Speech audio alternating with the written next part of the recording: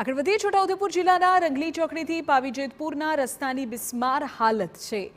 રોડની હાલત એટલી હદે ખરાબ છે કે વાહન ચાલકો એક વખત પસાર થયા બાદ ફરી ત્યાંથી પસાર થવાનો વિચાર પણ નથી કરતા। 2 વર્ષ પહેલા પાવીજેતપુર નજીક ભારજ નદી પરનો બ્રિજ તૂટી પડતા તંત્રએ બોડેલીથી છોટાઉદેપુર જવા માટે રંગલી ચોકડી તરફ ડાયવર્ઝન આપ્યું હતું। ડાયવર્ઝન આપ્યાને 2 વર્ષ વીત્યા છતાં રસ્તાનું કામ પૂર્ણ ન થતાં 12 કિલોમીટરનો રસ્તો અતિશય બિસ્માર અને ઠેર ઠેર ખાડાવાળો બની ગયો હતો।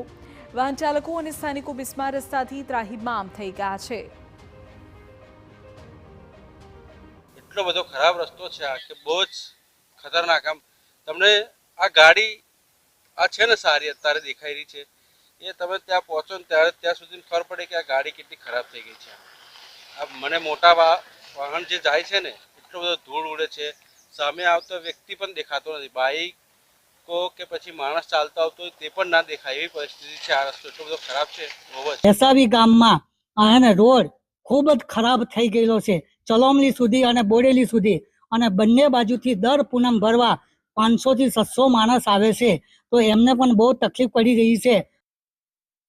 બીજી તરફ આજ રોડ પર આવેલ મોઢેલ શાળામાં બોર્ડની પરીક્ષા આપવા આવતા ધોરણ 10ના વિદ્યાર્થીઓને હાલાકીનો સામનો કરવો પડી રહ્યો છે।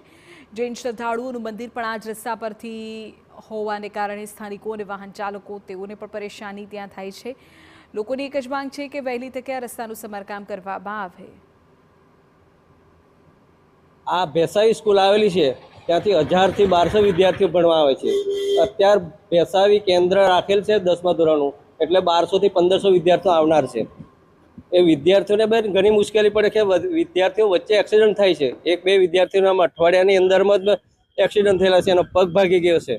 તો આ રસ્તો સારો બને અને તાત્કાલિક ધોરણે બને અને વિદ્યાર્થીઓને બી ઉપયોગી થાય